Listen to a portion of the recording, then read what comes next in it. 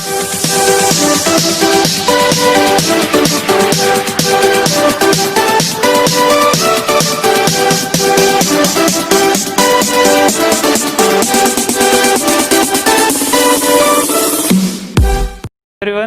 एक बार फिर से स्वागत है आपका हमारे YouTube चैनल पर। मैं हूं कुलदीप चौधरी, लेकर आ गया हूं आपके साथ आपके सामने समांतर श्रेणी का एक और नया वीडियो। ठीक है ना।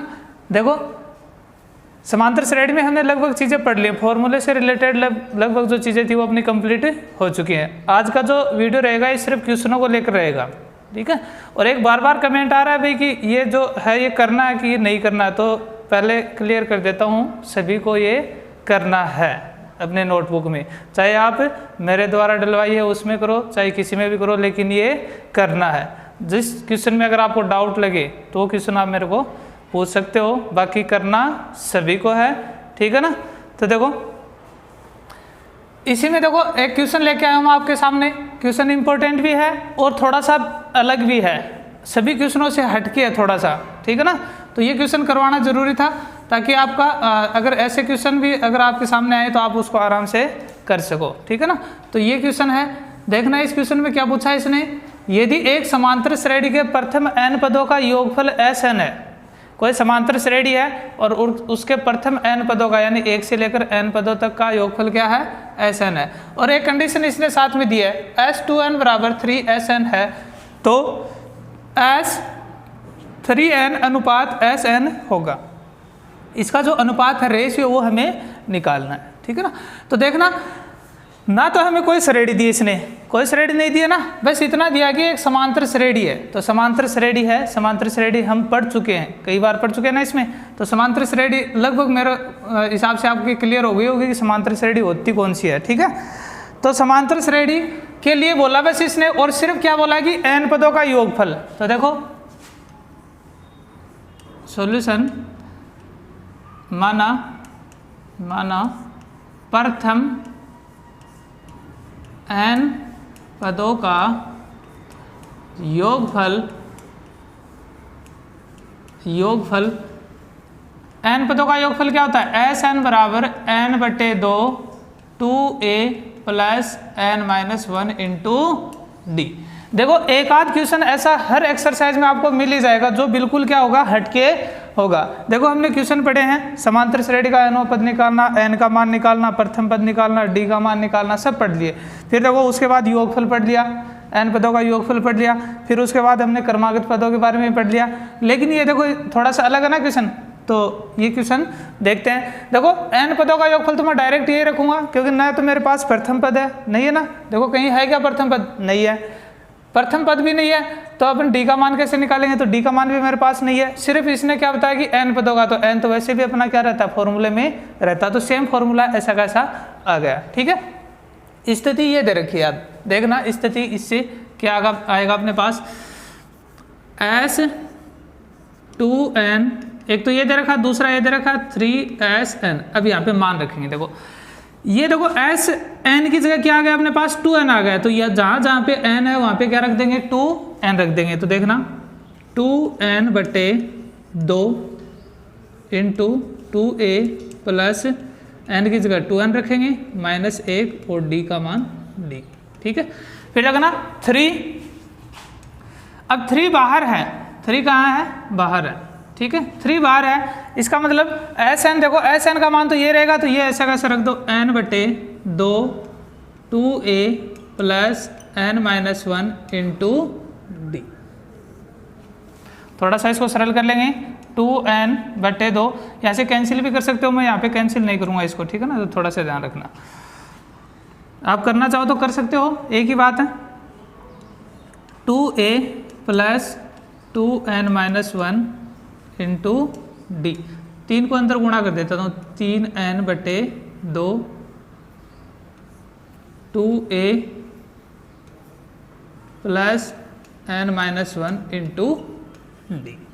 ठीक है, ये हो गया अपना यहाँ तक। अब देखना, यहाँ 2 से 2 ये क्या हो जाएगा, कैंसिल हो जाएगा। ऐसे करना आता होगा, कैंसिल कैसे करते हैं। देखो, हर से हर कैंसिल हो जाता है अगर दोनों संख्याएं क्या हैं, बराबर में है, और दोनों संख्याओं के कोई संख्या क्या गुणा में, अगर प्लस में है तो नहीं कर सकते। ठीक है ना। तो ये थोड़ा सा ध्यान रखना। ठीक। देखो यहाँ पे क्या आ गया अपने पास 2n 2a प्लस इस d को अंदर गुणा कर रहा हूँ मैं, देखना 2n d को 2n से करेंगे 2nd और d को -1 से करेंगे -d बराबर। इधर देखना ये 2 तो कैंसिल हो गया, 3n है तो 3n ठीक है 3n 2a प्लस यहाँ पर भी मैं d को अंदर गुणा कर रहा हूँ तो n d और -d, ठीक। यहाँ से देखो ये n इधर भी गुणा में इधर भी गुणा में, तो ये क्या हो जाएगा, इसे कैंसिल हो जाएगा। क्या हो जाएगा, कैंसिल हो जाएगा। देखना क्या आएगा 2a प्लस 2nd -d बराबर 3 2a प्लस nd -d, ठीक है। अब देखना ये 2 है, इसको अंदर गुणा कर देता हूँ और ये 3 है, इसको अंदर गुणा कर देता हूँ। तो देखना क्या आएगा 2 दूनी 4a 2 दूनी 4nd और माइनस का 2d बराबर 3 दूनी 6a प्लस 3nd और -3d। अब देखो a है, इसको तो एक तरफ रख लेते हैं और d की जो वैल्यू है इनको एक तरफ। तो देखना क्या आएगा 4a और ये इधर प्लस का इधर आएगा तो माइनस का 6a। ये देखना 3nd -3d, ये तो अपनी जगह है, ये जाएंगे तो इनके चिन्ह क्या हो जाएंगे, इधर बदल जाएंगे। प्लस का तो इधर क्या हो जाएगा माइनस का 4nd और ये माइनस का तो इधर जाएगा तो प्लस का 2d। कितना बचेगा भाई यहाँ पे माइनस का 2a बराबर यहाँ पे देखना 3nd है माइनस का 4nd है तो कितना बचेगा माइनस का nd, ठीक है। माइनस का 3 ये प्लस का 2 है तो माइनस का d, क्या बचेगा माइनस का d, ठीक है ना। यहाँ से देखो थोड़ा सा और सरल करेंगे -2a, यहाँ से माइनस कॉमन ले रहा हूँ तो मैं nd प्लस d, ठीक है। तो माइनस से माइनस क्या हो जाएगा कैंसिल, 2a बराबर d कॉमन ले लेते हैं तो क्या बचेगा n, यहाँ से d अगर कॉमन लेंगे तो n बचेगा और यहाँ पे क्या बचेगा 1 और ये बाहर d। इतना ही रखूंगा मैं मान इसका, अगर आप ज़्यादा निकालना चाहो तो ज़्यादा भी निकाल सकते हो, ठीक है ना। मैं इतना ही रखूंगा इसको। 2a का मान निकाल लिया मैंने, ये मान आ गया।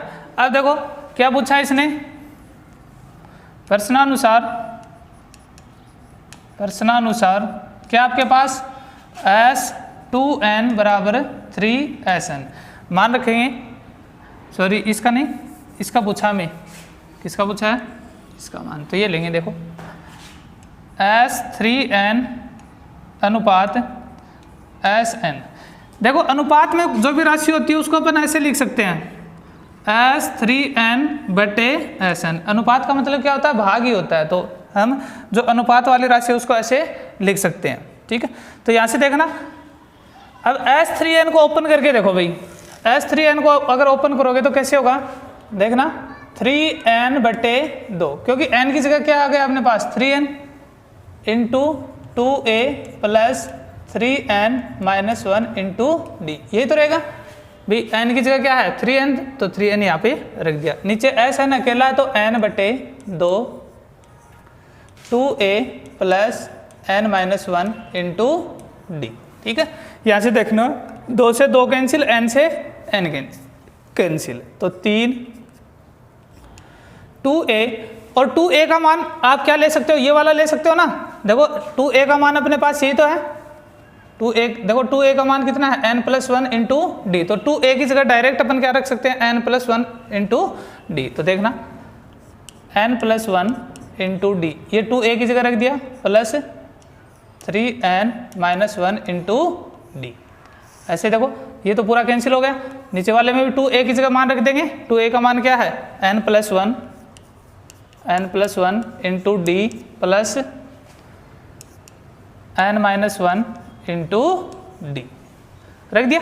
अब इसको सोल्व कर लेते हैं। देखना 3d को अंदर गुणा कर दो nd प्लस डी, यहाँ पे d को अंदर गुणा कर दो तो 3nd और माइनस d बटे, देखना यहाँ पर भी अंदर d को गुणा कर दो तो क्या आएगा आपके पास nd प्लस d और यहाँ पर भी एन डी माइनस डी, ठीक है। माइनस डी से plus D cancel, minus D से प्लस डी कैंसिल, क्या बचेगा आपके पास देखना 3 एन डी, और ये प्लस का क्या है 3 एन डी, तो कितना हो जाएगा 4 एन डी बटे एक एन डी है एक ये, तो कितने हो जाएंगे 2 एन डी, यानी 4 × 12 एन डी बटे 2 एन डी, एन डी से एन डी कैंसिल, 2 जगह 12, कितना आ गया 6/1 या 6:1। बुक में अपना आंसर अकेला 6 दे रखा है, तो वो आंसर क्या आएगा 6:1 आएगा। तो इस प्रकार हम इस क्वेश्चन को क्या करेंगे सोल्व करेंगे।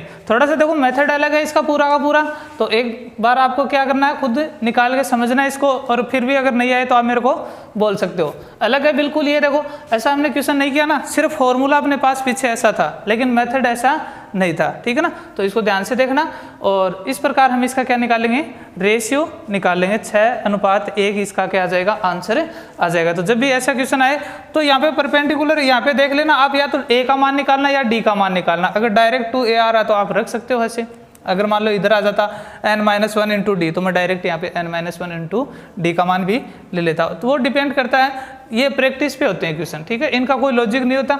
वैसे अगर आप यहाँ पे a की वैल्यू निकाल के भी रखते तो आंसर आपका यही आता। मैंने थोड़ा सा क्या किया है सरलता के लिए, ताकि इसको बार बार मल्टीप्लाई ये नहीं करना पड़े, इसलिए मैंने 2a की वैल्यू ले ली डायरेक्ट, ठीक है ना। तो आप अगर a की वैल्यू लेके करोगे तो भी आंसर वही आएगा। तो ये ध्यान रखना कि थोड़ा सा प्रैक्टिस करके देखना, ठीक है। तो देखते हैं आगे, देखिए नेक्स्ट क्वेश्चन आपके सामने, यदि एक समांतर श्रेणी के 3 क्रमागत पद, अब देखो क्रमागत पद की बात आ गई है यहाँ पे। तो क्रमागत पद मैंने आपको बताया था 3 क्रमागत पद कौन से होते हैं, 3 क्रमागत पद, क्रमागत पद कौन कौन से होते हैं अपने पास। मैं यहाँ पे कैपिटल ले रहा हूँ क्योंकि यहाँ पे स्मॉल आ रहा है पहले से, ठीक है ना, तो मैं कैपिटल ले रहा हूँ,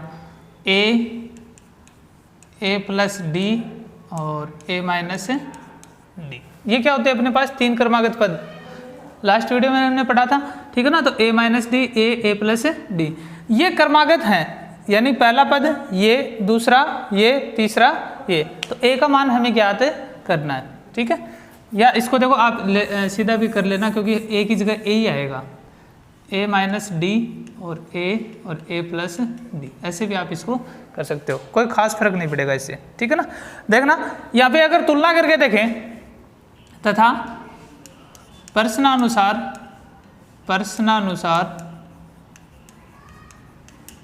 3 क्रमागत पद, 3 क्रमागत पद कौन कौन से देखना, a माइनस डी बराबर तो अपने पास क्या है 4/5, पहले प्रश्नानुसार जो दे रखा वो लेते हैं 4/5 a और 2, आता है तुलना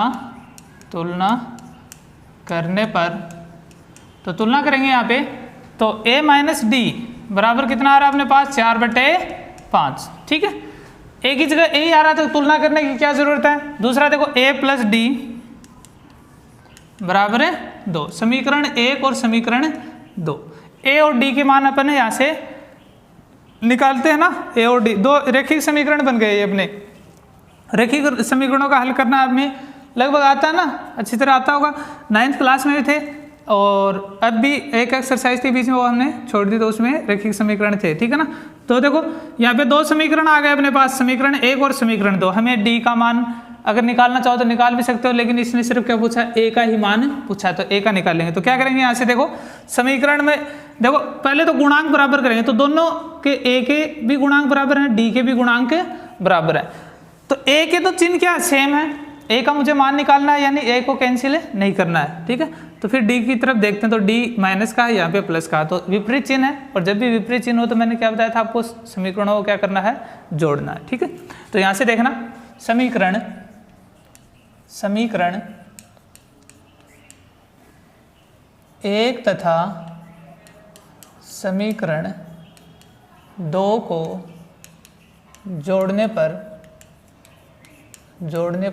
तो देखना अपने पास क्या आएगा, a माइनस डी बराबर 4/5 और a प्लस डी बराबर 2। जोड़ रहे हैं तो चिन्ह चेंज नहीं होंगे, डी से डी कैंसिल, a प्लस ए कितना हो जाएगा 2a, और इन दोनों को 4/5 प्लस 2, 4/5 प्लस 2। तो देखना 2a बराबर लघुत्तम लेंगे क्या आएगा यहाँ पे 5, तो ये 4, 5 का भाग 5 में एक बार, तो 1 को 4 से गुणा करेंगे 4, फिर 1 का भाग 5 में देंगे कितनी बार जाएगा 5 बार, और 5 को 2 से गुणा करेंगे 10। तो 2a बराबर 14/5, 14/5। ठीक है, अब यहाँ से देखो 2 गुणा में हमें अकेले a का मान चाहिए, तो 2 गुणा में तो इसको इधर भेज देंगे, तो a बराबर क्या आ जाएगा 14/5 और गुणा 2, ये भाग में आएगा तो इससे गुणा होगा ना, तो a बराबर यहाँ से कैंसिल हो जाएगा, 2 संते 14, तो 7/5। a का मान अपने पास क्या आ जाएगा 7/5। तो ऐसा क्वेश्चन भी आपको 1 नंबर के क्वेश्चन में पूछ लेता है, तो इसका थोड़ा सा ध्यान रखना कि ये जब क्वेश्चन आएंगे तो ऐसे हम इसको करेंगे। ठीक है, देखते हैं आगे।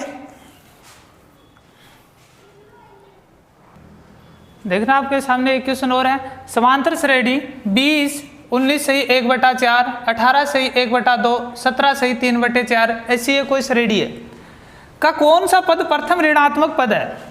अभी तक हमने ऐसा क्वेश्चन नहीं किया है। ठीक है, तो इसने ऋणात्मक पद की बात कही है। अब ऋणात्मक पद की कैसे पता लगाएं, अगर अपने पास ये पद दे देता आगे और फिर पूछता कि ये कौन सा पद है, तो हम आराम से बता देते कि ये पद कौन सा है। ठीक है, लेकिन यहाँ पे इसने ऐसा कुछ भी नहीं दिया, इसने डायरेक्ट क्या पूछा है कि प्रथम ऋणात्मक पद, यानी मैं इसको कितने पदों तक बढ़ाऊं कि ऋणात्मक पद चालू हो जाएं। ऋणात्मक का मतलब देखो ये 20 है, फिर इससे कम कम, इसका मतलब ये कम होती जा रही है श्रेणी।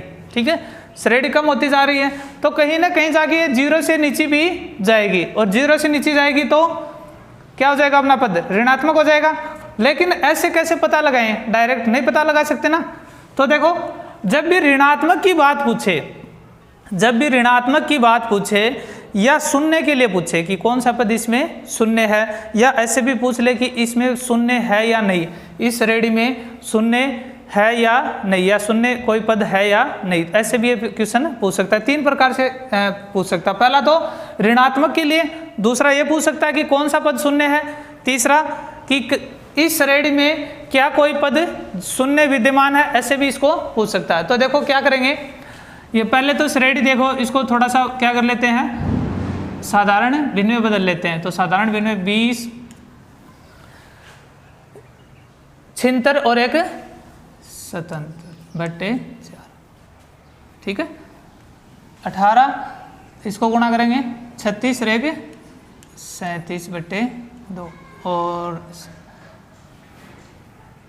17, 34, 33, 51, 68 और 3, 68 और 3 71/4, और ये इस प्रकार क्या कर रहे हैं, श्रेणी आगे चल रही है। ठीक है, ये श्रेणी आगे चल रही है। अब देखो पहला तो अपना काम क्या है, इसके पद ढूंढना। तो प्रथम पद, प्रथम पद क्या है, प्रथम पद आपके पास 20, प्रथम पद कितना है 20। ठीक है, फिर सार्व अंतर निकालेंगे, तो सार्व अंतर d बराबर लगातार 2 पदों ले लेंगे। ठीक है, तो यहाँ से देखो 77/4 माइनस 20, इसके बट्टे में 1 मान लेंगे, लघुत्तम लेंगे क्या आएगा 4, तो 77 माइनस 1 का भाग देंगे 4 बार, 4 को 20 से करेंगे 80, तो -3/4। ये अपना क्या आ गया सार्व अंतर। तो देखो मुझे ऋणात्मक पद का तो कोई अंदाजा नहीं है, लेकिन मैं शून्य मान सकता हूँ इस श्रेणी में, क्योंकि शून्य का मुझे पता चल जाएगा ना इसमें कि शून्य, जैसे मान लो कि इसमें 20वां पद शून्य आ गया, तो डेफिनेटली जो 21वां पद है वो क्या होगा ऋणात्मक होगा। होगा कि नहीं होगा, क्योंकि शून्य के जस्ट बाद क्या आएंगी फिर ऋणात्मक आएंगी। तो मैं पहले क्या मानूंगा, इसमें शून्य मानूंगा। तीनों देखो टाइपों में आपको शून्य ही मानना है, तीनों टाइपों के जो क्वेश्चन आएंगे उसमें क्या करना है, शून्य ही मानना है। ठीक है ना, तो देखो माना मैं एक बार ऋणात्मक को भूल रहा हूँ, यहाँ पे मैं शून्य के लिए निकाल रहा हूँ, और जैसे मेरा शून्य आ जाएगा तो उससे अगला पद मैं क्या बता दूंगा, ऋणात्मक बता दूंगा। ठीक है, तो माना इस श्रेणी का nवां पद शून्य है। nवां पद क्या है, शून्य है। अब देखो आपका काम आसान हो जाएगा इससे। ठीक है ना, देखो आपके पास पद आ गया, शून्य आ गया, और ऐसे ऋणात्मक नंबर आप ले नहीं सकते, क्योंकि ऋणात्मक क्या लोगे, नंबर बहुत सारे हैं ऋणात्मक। ठीक है, लेकिन शून्य तो एक यूनिक है, तो शून्य अपन मान सकते हैं। मान लिया तो इसका मतलब क्या हुआ, an बराबर शून्य की nवां पद इसका क्या है, शून्य है। ठीक है। तो देखना यहाँ पे ए एन का फॉर्मूला अपने पास क्या होता है, A plus N minus one into D बराबर 0, ठीक है। तो देखो ए का मान अपने पास है कितना 20, कितना है 20, प्लस एन का मुझे नहीं पता, निकाल लेंगे अभी एन माइनस वन, और डी का मान आपके पास है -3/4 बराबर 0। देखो इसको सॉल्व करेंगे, 20 प्लस यहाँ से देखो -3/4 को अंदर गुणा कर देंगे तो -3n/4 और माइनस को माइनस से करेंगे +3/4 बराबर 0, ठीक है। इसको ओपन कर देते हैं तो 20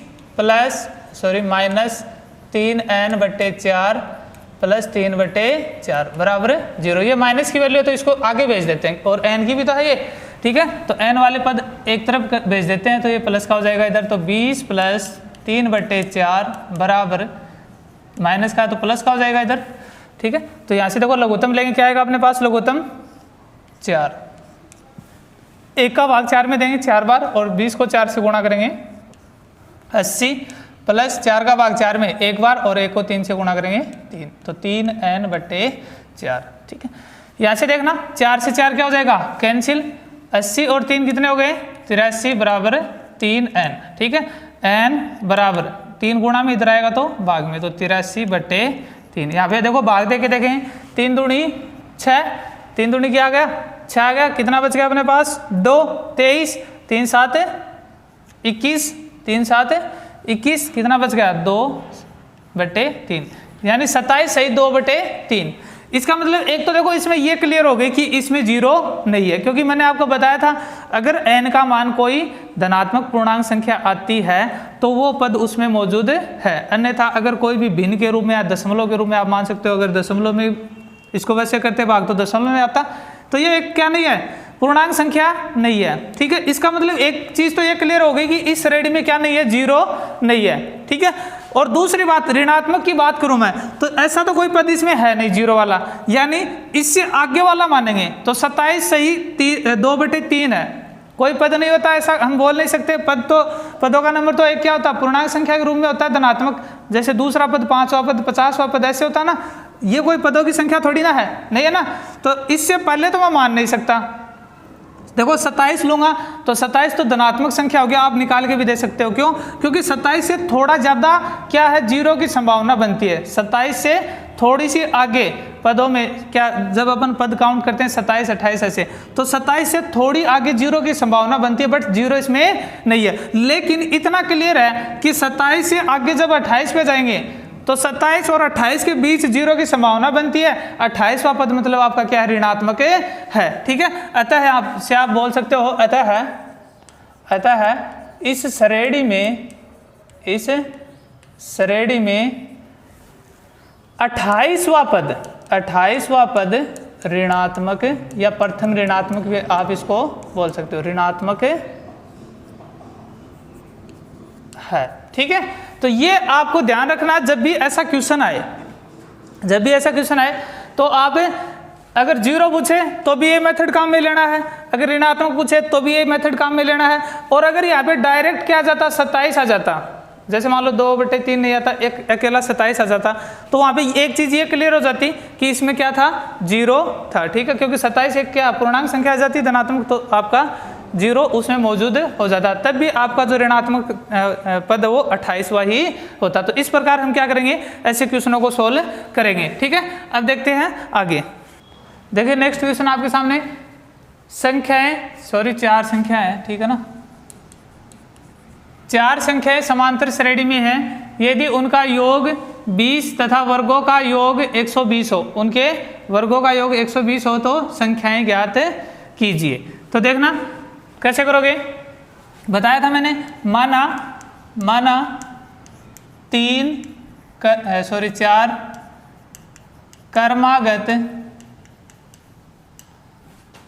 संख्याएं, 4 क्रमागत संख्याएं क्या अपने पास क्या होती हैं a - d, a + d और a - 3d और a + 3d, यही तो होती है। अब देखो प्रश्न के अनुसार देखते हैं इसमें क्या क्या इसने बोला है, ठीक है। तो देखो प्रश्नानुसार दो बात कही है इसने। प्रश्नानुसार पहली तो क्या कही है कि योग इन चारों का योग कितना है 20 है। ठीक है, तो देखो a-3d plus a-d plus a+d और प्लस a+3d और योग कितना है 20। ठीक है, जैसे देखो 3d और 1 ये माइनस के 4d तो 3 और ये 1 3 कितने हो गए 4, ये कैंसिल हो गए। क्या बचा अपने पास 4a बराबर 20। a बराबर कितना आ जाएगा 20/4 बराबर 5। ठीक है, तो a बराबर कितना आ जाएगा 5 आ जाएगा।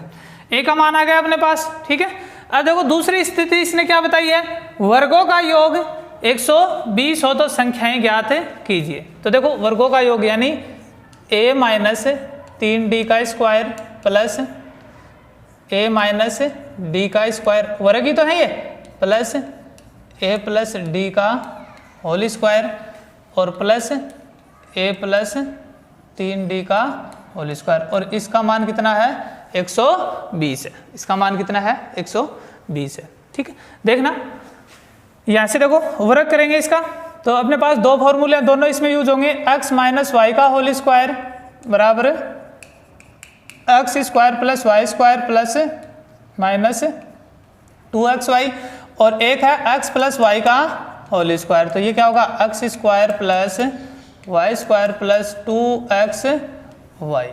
ठीक है भाई, ये अपने पास दोनों फॉर्मूला क्योंकि x माइनस वाई का भी लेंगे और x प्लस वाई का भी यूज में लेंगे फॉर्मूला। तो देखना सॉल्यूशन देखना इसका स्क्वायर करेंगे, मैं ब्रैकेट ओपन कर रहा हूँ सीधा डायरेक्ट। ठीक है ना, तो आप इसको करके देख लेना कि आंसर ये आएंगे a square plus 9d square minus 6d plus a square plus d square minus sorry यहाँ पे 8d भी आएगा 8d। ठीक है, minus 2ad plus a square plus d square plus 2ad plus a square plus 9d square minus 6ad plus sorry ठीक है ना plus 6ad बराबर 120 बराबर कितना आ जाएगा 120 ये दे रखा है। तो देखना 6ad से 6ad कैंसिल, 2ad से 2ad कैंसिल और देखना 1 2 3 4 कितने a स्क्वायर है 4 तो 4 a स्क्वायर फिर d स्क्वायर काउंट करते हैं तो 9 दूनी 18। ठीक है 18 और 2 20। ठीक है तो 2 कितने हैं 20 d स्क्वायर बराबर 120। ठीक है यहाँ से देखना अब 4 कॉमन ले लेते हैं तो 4 कॉमन लेंगे तो a square plus 5d square बराबर 120। 4 इधर गुणा में इधर जाएगा तो भाग में तो a square plus 5d square बराबर 120/4 तो a square plus 5d square बराबर देखना कितना आएगा 4 3 12 30। ठीक है अब मेरे पास a का मान है, a का मान कितना है 5, a का मान कितना है 5 तो 5 का स्क्वायर प्लस 5d स्क्वायर बराबर 30 तो कितना आ जाएगा 25 प्लस 5d स्क्वायर बराबर 30। ठीक है तो यहाँ से देखो 25 इधर है इधर जाएगा तो माइनस का तो 5d स्क्वायर बराबर 30 माइनस 25 तो 5d स्क्वायर बराबर यहाँ से देखना कितना बचेगा 5 और d स्क्वायर बराबर 5/5 ये गुणा में इधर की इसमें चला जाएगा भाग में तो d स्क्वायर बराबर क्या आ गया आपके पास 1 यानी d बराबर √1 और d का मान क्या आ जाएगा प्लस माइनस 1। d का मान कितना आ जाएगा प्लस माइनस 1। तो चारों संख्याएं अतः है संख्याएं क्या होंगे अपने पास a माइनस 3d और a minus d a plus d और a प्लस 3d a का और d का मान है तो देखो a बराबर तो मैं ले रहा हूँ 5 और d का मान ले रहा हूँ एक बार धनात्मक 1 फिर ऋणात्मक लेंगे तो देखना a का मान 5 माइनस 3 गुणा 1 और 5 माइनस 1 5 प्लस 1 5 प्लस 3 गुणा 1 तो देखो 5 माइनस 3 और 5 माइनस 1 4 5 प्लस 1 6 और अपने पास देखो 5 प्लस 3 तो कितना आएगा 2 4 6 5 और 3 8। ये संख्या हो सकती हैं। दूसरा देखो, अगर a का मान 5 लें और d का मान कौन सा लें, -1 लें, तो अपने पास देखो संख्या क्या बनेगी, 5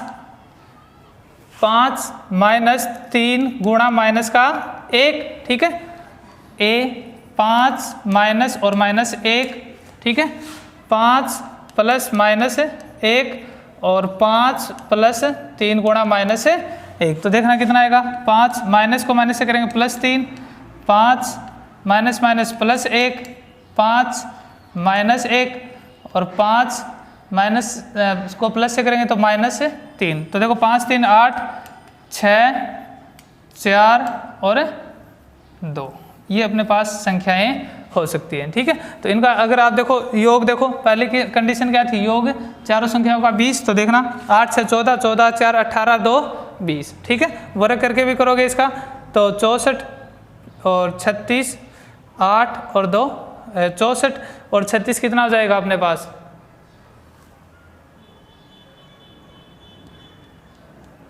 ठीक है, 64 और 36 कितना हो जाएगा, 100 और 16 116 और 2 का स्क्वायर 4 120, तो ये भी अपनी कंडीशन क्या हो रही है, दूसरी वाली ये वाली सही हो रही है। तो दोनों इस प्रकार हम क्या करेंगे, इसका आंसर निकालेंगे, ठीक है। तो ये अपनी एक्सरसाइज कंप्लीट हो चुकी है, यहाँ पे समांतर श्रेणी एक्सरसाइज कंप्लीट हो चुकी है। अब कल जो वीडियो आएगा उसमें क्या आएंगी, जितने भी पीछे की जो डाउट हैं कमेंट में जो आए हैं उनके लिए पीछे का जो डाउट का वीडियो है वो बनाया जाएगा, उसके बाद अपन नेक्स्ट एक्सरसाइज स्टार्ट करेंगे, ठीक है ना। तो ये अच्छे से समझ लेना। अब भी अगर इसमें कोई डाउट है, तो आप मेरे को कमेंट करके ज़रूर बोलना, ठीक है, ताकि उसी वीडियो में मैं क्या कर सकूँ, उनको ऐड कर सकूँ, ठीक है ना। तो आज के लिए इतना ही, मिलते हैं कल एक नए वीडियो के साथ, तब तक के लिए मुझे दीजिए इजाज़त, धन्यवाद।